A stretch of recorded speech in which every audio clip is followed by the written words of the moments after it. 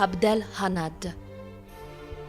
Da quale paese del Maghreb provenivano Ben Akrire Belalia e Eladi Mahafi, sepolti con altri 1000 soldati nel sacrario francese di Pederobba?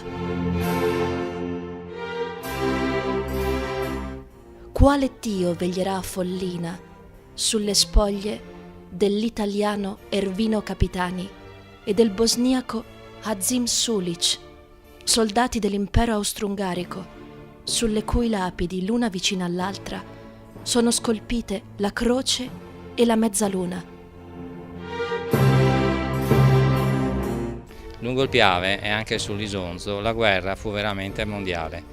I soldati che costituirono quello che possiamo chiamare il popolo del Piave provenivano da 20 paesi diversi di 4 continenti.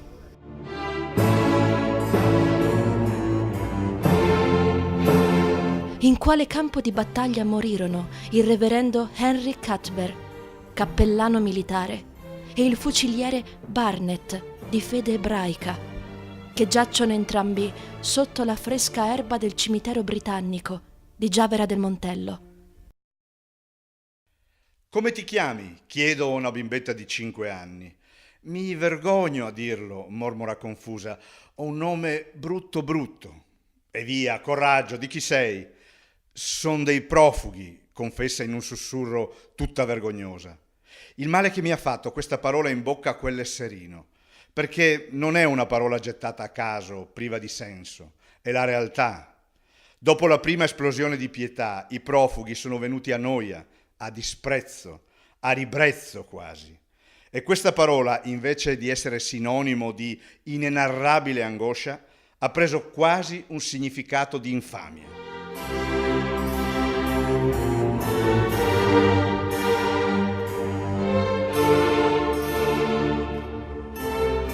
Dopo Caporetto il problema del profugato divenne drammatico.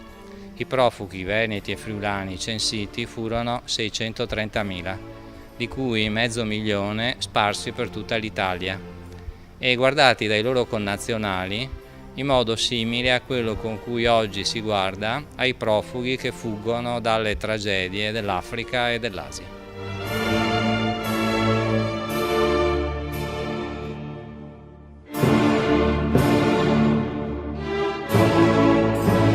Il Museo della Battaglia di Vittorio Veneto è un'emozione che coinvolge i visitatori portandoli a visitare la trincea, l'occupazione e quindi il mito e la battaglia di Vittorio Veneto.